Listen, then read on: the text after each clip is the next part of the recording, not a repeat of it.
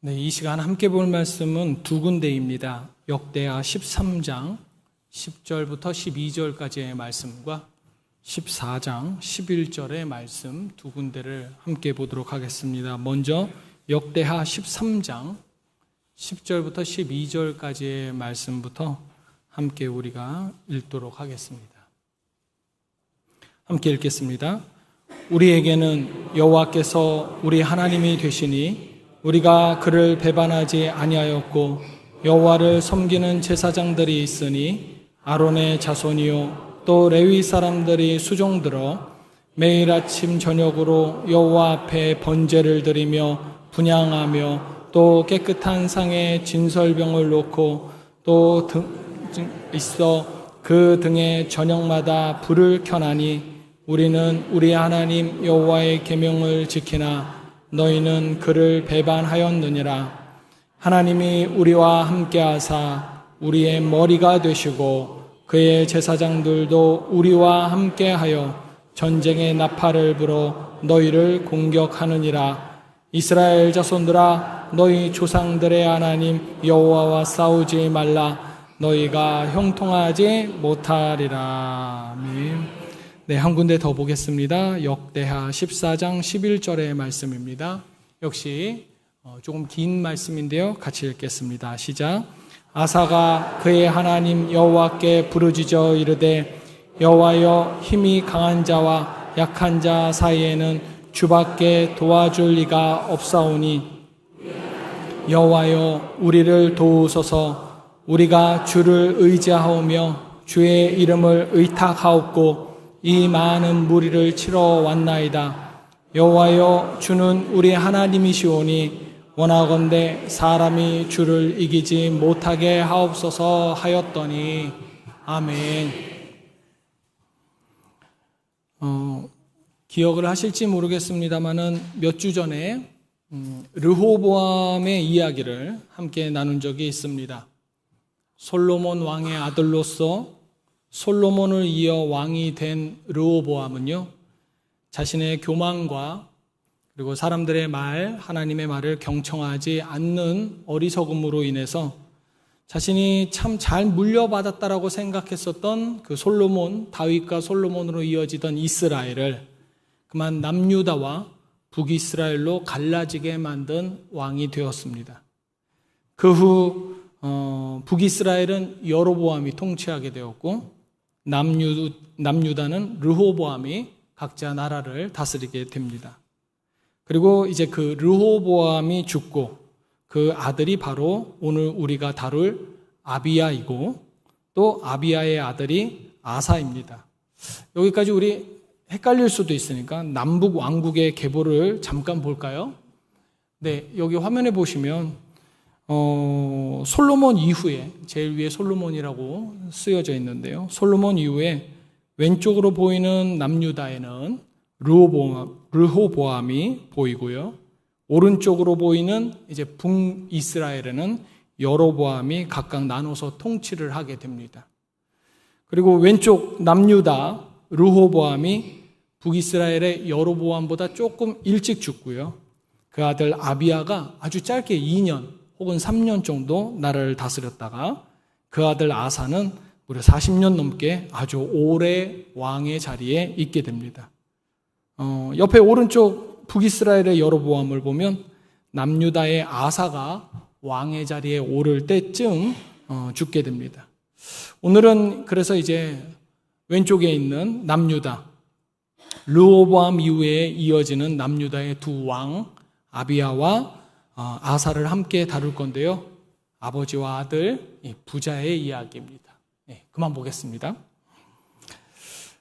보통 부모와 자식은요, 같은 집에서 자라고 같은 믿음의 환경에서 성장한다라고 여겨지지만 신앙의 길은 각자 다를 수 있다는 것을 이 아비야와 아사가 이 두 부자가 각각 보여주고 있습니다. 먼저 르호보암의 아들인 아비야입니다. 참고로 이 아비야는 열왕기상에서는요, 아비얌이라고 약간 이름이 다르게 불리는데요. 오늘은 그냥 아비야로 통일하겠습니다. 어쨌든 왕이 된 아비야는 온전하지 못한 왕으로 평가를 받습니다. 열왕기상 15장 3절을 보면요, 이런 평가가 있어요. 아비암이 그의 아버지 르호보암입니다. 아버지가 이미 행한 모든 죄를 행하고 그의 마음이 그의 조상 다윗의 마음과 같지 아니하여 그의 하나님 여호와 앞에 온전하지 못하였으니, 이래요. 이 말은 아비야가 신앙적으로 되게 불안정하고 삶의 여러 면에서 세속적인 영향을 받은 왕이라는 뜻입니다. 실제로 아비야는 우상 숭배를 하는 산당을 제거하지 않았고요. 북이스라엘의 여로보암과 전쟁을 반복을 하면서 나라와 민족의 혼란을 더욱 깊게 만들었던 인물이 바로 이 아비야였습니다. 그런데 이렇게 신앙이 불안정하고 세속적인 모습을 보인 아비야, 재위기간이 2년 정도밖에 되지 않았던 이 짧은 아비야에게도 그의 신앙을 다시 보게 만드는 사건이 하나 있었습니다. 그게 바로 오늘 본문 중 하나인 역대하 13장에 나오는 이야기인데요. 북이스라엘의 왕 여로보암이 무려 80만의 대군을 이끌고 남유다를 공격해 옵니다. 그에 맞서는 아비야는 이 공격군의 절반인 40만밖에 되지 않은 겁니다. 물론 40만이라는 병력도 대단히 많은 병력입니다만 80만에 비하면 절반밖에 되지 않지 않습니까? 이 정면 승부를 해서는 도저히 이길 수가 없는 그런 절망적인 상황이다라고 할 수 있어요. 그런데 그 절망적인 상황을 맞이한 아비야는요, 전투 직전에, 이제 전투가 막 벌어지기 전투 직전에 산 꼭대기에 올라서 하나님의 언약을 외치기 시작합니다. 그것이 오늘 본문 역대하 13장 10절부터 12절까지의 말씀이에요. 좀 길어서 좀 줄여보면요, 여호와는 우리의 하나님이시니 우리는 하나님을 버리지 않는다.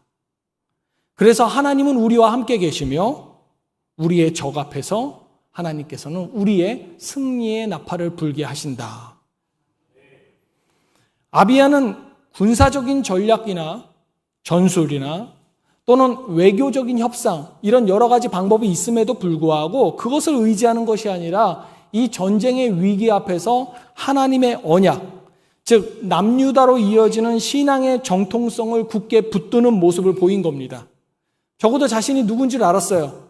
다윗으로부터, 솔로몬으로부터, 르호보암으로부터 자기에까지 이어지는 하나님의 언약이 남유다 왕국의 왕조에게 있다라는 그 언약의 정통성을 자신은 믿었던 거예요.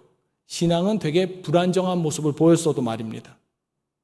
물론 단순히 하나님, 지금 내가 어려우니까 빨리 도와주세요, 하나님 급해요, 이런 외침이 아니라 남유다는 다윗의 후손으로서 하나님의 성전에서 하나님께서 우리에게 명령하신 방식대로 잘 제사 드리면서 살고 있습니다 라고 하는 신앙 고백이기도 했었습니다. 하나님, 우리 그래도 잘하고 있어요. 사실 남유다를 쳐들어온 북이스라엘 여로보암의 신앙은 어땠습니까? 하나님을 제사한다고는 했지만 금송아지를 만들어 놓고서는 야, 이게 하나님이니까 너희들 예루살렘 가서 제사 지내지 마, 이렇게 말하면서 북이스라엘 백성이 자연스럽게 하나님에게서 멀어지게 만들었었던 것이 바로 북이스라엘 여로보암의 신앙이었는데, 또 그러다 보니까 하나님이 정하신 율법의 제사 제도를 제대로 지키지 않았었고요. 그러니까 하나님에게서 좀 더 가깝고 하나님의 법도를 잘 지키는 남유다와 하나님의 법도를 전혀 지키지 않았었던 북이스라엘의 싸움 가운데에서 하나님이 손들어 주실 쪽은 분명했던 겁니다. 결국 하나님은 북이스라엘의 여로보암 군대를 남유다의 손에 붙이셨고, 북이스라엘은 80만 명 중에 무려 50만 명이 전사하는 대참사를 겪게 되죠. 그리고 이 여로보암도 얼마 가지 않아서 곧 죽습니다. 처음에 말씀드렸다시피 이 아비야는 신앙적으로 온전한 자는 분명히 아니었습니다. 그러니까 성경에서 그렇게 기록했겠죠. 그런데 그럼에도 불구하고 하나님께서 아비야를 이렇게 임팩트 있게 강력하게 사용하신 것은 아비야가 자기 위기의 순간에, 이 나라의 위기의 순간에 하나님을 의지하며 돌아왔다는 사실 때문에 그렇습니다. 하나님은 진심으로 돌아오는 그의 외침과 돌아섬, 그리고 당신을 향한 의지를 외면하지 않으시는 분이십니다. 그래서 아비야의 모습이 우리에게 교훈이 되는 바가 뭐냐면, 불완전한 믿음이라도, 사실 우리 중에 누가 내 믿음 완전하다 할 수 있겠습니까? 이 불완전한 믿음이라도 하나님께로 돌이키는 그 마음, 지금 내가 완전히 무너진 상황이라도 하나님을 찾는 그 마음을 귀하게 여기신다는 것을 우리가 확인할 수 있는 겁니다. 심지어 그 전쟁터 같은 한복판의 혼란한 상황 가운데서라도, 그리고 우리의 삶 가운데에서도 보면 그 전쟁터 못지않은 인생의 어려운 순간이 있지 않겠습니까? 그런 상황에서라도 우리가 주님을 선포하고 내 인생 가운데 주님께서 주인 되신다라고 의지하면 하나님께서 내 편이 되어서 싸우신다라는 사실입니다. 여러분, 내가 연약해서 그리고 불완전해서 주님 앞에 부끄럽다고 생각되시는 분들이 계시다면 오늘 아비야처럼 서 있는 그 자리에서 그 즉시 주님을 부르짖으시기를 주님의 이름으로 축복합니다. 이런 강력한 임팩트를 보였었던 아비야는 그 제위 기간이 3년으로 무척 짧았습니다. 그리고 곧바로 이제 아들인 아사가 왕이 되는데요. 아사는 자기 아버지와는 그냥 처음부터 달랐습니다. 아버지 아비야의 신앙이 급박함에 반응한 일시적인 외침, 이 위기 상황 가운데서 주여 주여 내가 주님을 찾습니다 라고 말했었던 그런 일시적인 외침이었다면, 이 아들 아사의 신앙은 일상 속에서 세상의 방식을 다 거절하고 실천으로 이어진 신앙이라고 할 수 있습니다. 비록 그래서 완벽하지는 않지만 아들 아사의 신앙은 신앙의 깊이를 향해 나아가는 아주 귀한 시작이었고요. 그 시작은 곧 하나님의 기쁨이 되거든요. 그래서 자세히 좀 보면요, 아사는 왕이 되자마자 우상을 싹 다 제거해 버립니다. 아버지가 놔두었었던 산당들을 다 헐어버려요. 그리고 어머니가 만들었던 아세라 목상을 찍어버립니다. 심지어 자기 어머니를 왕후의 자리에서 폐위시키기까지 합니다. 이거는 어머니의 권위를 무시해서가 아니라 하나님 앞에서 내가 거룩함을 지키기 위해서라면, 이 나라가 주님 앞에서 성별되기 위해서라면 어떤 관계든, 심지어 모자 관계라 할지라도 단절할 각오가 되어 있었음을 보여주는 겁니다. 하나님을 향한 거룩한 결단이 실제 삶에 구현된 거예요. 여러분, 이런 아사 왕의 종교개혁을 하나님이 기뻐하셨겠습니까? 아니면 자기 엄마를 폐위시키니 부도덕한 놈 이러면서 욕하셨겠습니까? 하나님은 아사의 남유다를 복주셨습니다. 그래서 나란히 안정이 되고요, 외적의 침입도 없고요. 그래서 그동안 그 수년 동안, 그 안정되는 수년 동안 나라를 충분히 정비할 수 있는 평안을 누리게 됩니다. 그런데 평생토록 평안하지는 않았어요. 시간이 지나고 나서 저기 이집트 남쪽에 있는, 오늘날로 치면은 에티오피아에 해당하는 구스의 군대가 무려 100만 명이 쳐들어옵니다. 이때 아사가 동원할 수 있는 남유다의 군대는 한 58만 명 정도의 군대를 동원할 수 있었는데, 이 100만 대 58, 100대 58의 싸움은 숫자로 크게 밀리지 않습니까? 그냥 아버지처럼 얘도 밀리는 거예요. 이런 불리한 상황에서 자기 아버지는 어떻게 했습니까? 아비야는 산에 올라가갖고 하나님 우리를 도와주십시오. 우리가 주님을 믿습니다. 우리는 주님이 명령하신 거 다 잘 지키고 사는 그런 민족입니다 라고 외쳤는데, 이 아사는 그렇게 하지 않았어요. 아사는 그저 조용히 무릎을 꿇습니다. 그리고 오늘 두 번째 읽었었던 본문대로 기도하는데요, 우리 이거 한번 같이 다시 읽어볼까요? 읽어보겠습니다. 시작. 잠시만요. 역대하 14장의 말씀입니다. 네, 아사가 함께 읽겠습니다. 시작. 아사가 그의 하나님 여호와께 부르짖어 이르되, 여호와여, 힘이 강한 자와 약한 자 사이에는 주밖에 도와줄 리가 없사오니 우리 하나님 여호와여, 우리를 도우소서. 우리가 주를 의지하오며 주의 이름을 의탁하옵고 이 많은 무리를 치러 왔나이다. 여호와여, 주는 우리 하나님이시오니 원하건대 사람이 주를 이기지 못하게 하옵소서 하였더니, 끝이 어떻게 끝나냐면 하였더니라고 했어요. 그럼 이 뒤로 어떤 내용이 이어졌겠습니까? 기도하였더니 하나님께서 구스 사람들을 치셨다. 사실입니다. 결국 아사는요, 기도로 전쟁을 시작했고요, 하나님께서는 그 전쟁을 승리로 이끄셨습니다. 단순해요. 뭐 다른 내용도 없어요. 여러분, 그래서 여기까지 이 아사의 이야기에서 우리가 교훈 삼아야 되는 것은, 내가 하나님을 믿습니다 라는 입술의 고백이 우리 신앙의 전부가 아니라 우상을 없애고 또 가족의 권위보다 하나님의 거룩함을 우선하는 실천, 이것이 바로 진짜 믿음의 길이라는 것을 알 수 있다는 겁니다. 신앙의 진짜 힘은요, 말이 아니라 삶의 결단에서 나온다는 것을 지금 아사가 보여주고 있는 거예요. 뭐 산 위에 올라가서 있는 말씀, 없는 말씀, 언약 다 끄집어내면서 살려달라고 거의 절규하다시피 외쳐서 막 40일 금식기도 하고 막 살아나는 것도 좋지만, 평상시 잘해서 문제 상황 왔을 때 딱 기도 무릎 한 방으로 깔끔하게 끝내버리는 거, 여러분 어느 게 더 멋들어진 신앙의 모습입니까? 말보다 실천으로 자기 믿음의 길을 걷고, 그래서 멋들어진 신앙을 누릴 수 있는 저와 여러분들 되시기를 주님의 이름으로 축원합니다. 그런데 문제는요, 이 아사의 이런 멋들어진 신앙과 결단도 끝까지 못 가는 모습을 이제 우리가 그의 말년에 보게 됩니다.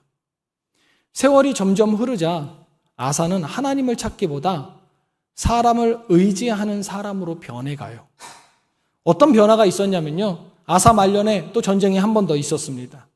이 북이스라엘과 전쟁이 벌어지는데, 이제 여로보암 죽고 여로보암 후대의 왕들이 쳐들어오는데, 이 전쟁이 났을 때 이번에는 하나님한테 묻지 않고 곧바로 아람 나라의 왕에게 뇌물을 보내서 동맹을 맺습니다.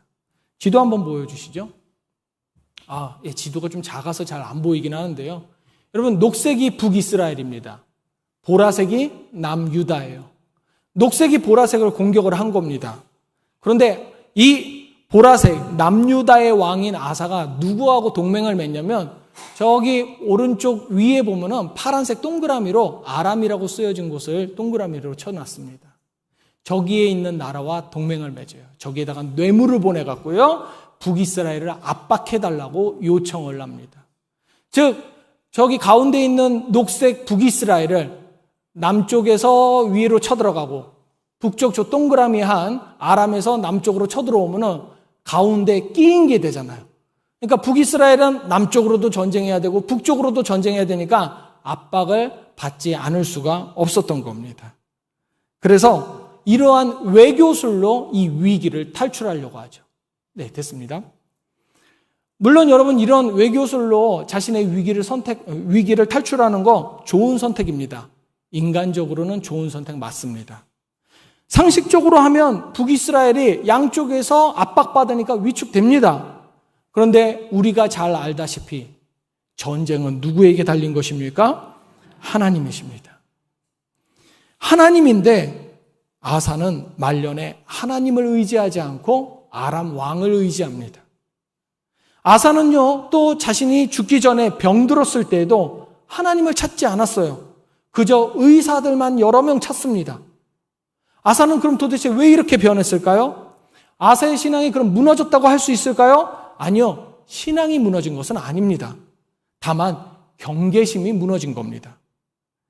처음에 모든 일을 기도하고 결정하던 사람이 시간이 지나면서 정치적인 판단이나 행정 능력, 그리고 무엇보다 삶의 경험이 쌓이면서 이제는 꼭 물어보지 않아도 될 것 같은 마음이 생기는 겁니다.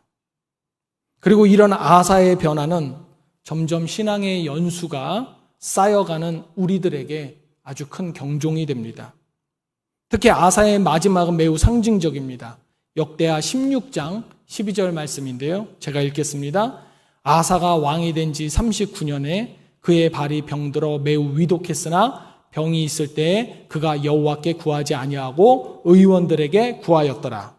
방금 전에 말씀드렸었던 병났을 때 의사들을 찾았었다고 했는데요. 건강이 무너졌는데 하나님을 찾지 않았음을 성경이 지금 분명하게 지적하고 있어요. 여러분, 이렇게 지적까지 한다는 것은 단순한 실수가 아니라 신앙의 민감함이 완전히 무너졌다는 것을 보여주는 겁니다. 문제가 있는데 문제 앞에서 기도하지 않고, 위기 앞에서 사람을 먼저 찾고, 병든 몸조차 주님께로 가져가지 않는 삶, 이게 바로 경계심이 무너진 신앙이라고 합니다. 여러분, 우리는요, 매일매일이 믿음의 길목에 서 있는 사람들이라고 할 수 있습니다. 그 믿음의 길목에서, 그 선택의 갈림길에서 내가 어떤 마음으로 서 있는지, 어떤 자세로 이 하루하루를 살아가는지가 무척 중요합니다. 부족하지만 주님을 찾는 아비야의 마음인지, 출발은 좋았지만 익숙함으로 인해서 자만에 젖어드는 아사의 인생 후반부를 담고 있지는 않는지 우린 늘 경계하면서 주의해야 합니다. 여러분, 우리가 자칫하면 착각할 수 있는 것이 하나님께서 우리에게 완벽한 신앙을 요구하신다라고 생각할 수 있는데 그렇지 않습니다. 다만 주님께서는 너의 완벽한 신앙의 모습을 나에게 보여라 라고가 아니라 나를 찾아라 라고 말씀을 하십니다. 신앙이 무너지는 것이 아니라 내 경계심이 무너질 때, 내가 기도해야겠다라는 그러한 경계심이 무너질 때, 내가 말씀을 봐야겠다, 내가 하나님을 찾아야겠다라는 그 경계심이 무너질 때 내 안의 신앙은 조용히 흩어지고 사라지게 됨을 기억하는 우리 모두가 되기를 원합니다.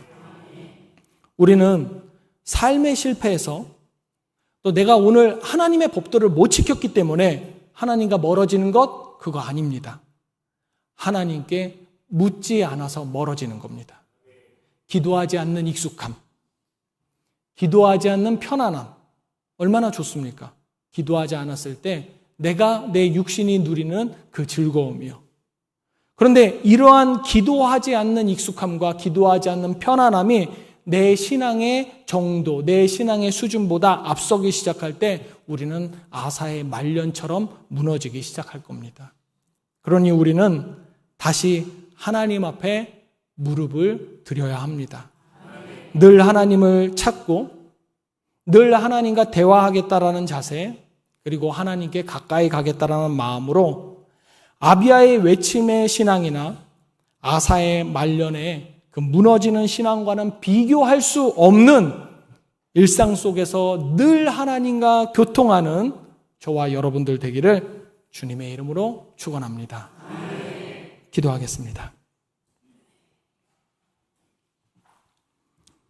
하나님, 우리의 삶이 뜻대로 되지 않고 현실은 점점 더 막막하고 두려울 때가 적지 않음을 아렵니다. 그러다 보니 주님보다 앞서 판단하고 기도하기보다 계산하며 살았던 우리의 연약한 신앙을 고백합니다. 하나님, 이제 우리가 완전하지는 않지만 우리를 세우신 그 믿음의 길목에서 주님을 찾고 싶습니다. 믿음을 지키지 못할 때가 사실 좀 더 많아도 그런 우리를 책망하시기보다 얼른 다시 부르시는 주님을 신뢰하며 나아가오니 우리를 받아주시옵소서. 급할 때만 외치던 아비야처럼은 또 살지 않게 해주시고 초심은 뜨거웠으나 열정을 잃은 아사의 말년 또 그것도 담지 않게 하여 주시옵소서. 대신 매일의 삶에서 우리가 주님과 대화하게 하여 주시고 뭔가 중요한 결정을 앞둔 시점에는 주님께 물어보게 하여 주시옵고 일상 속에서 그래서 하나님과 연결된 신앙, 포도나무 붙어있는 그 가지와 같은 내가 될 수 있도록 그러한 믿음이 우리에게 있게 하여 주시옵소서. 예수님의 이름으로 기도합니다. 아멘.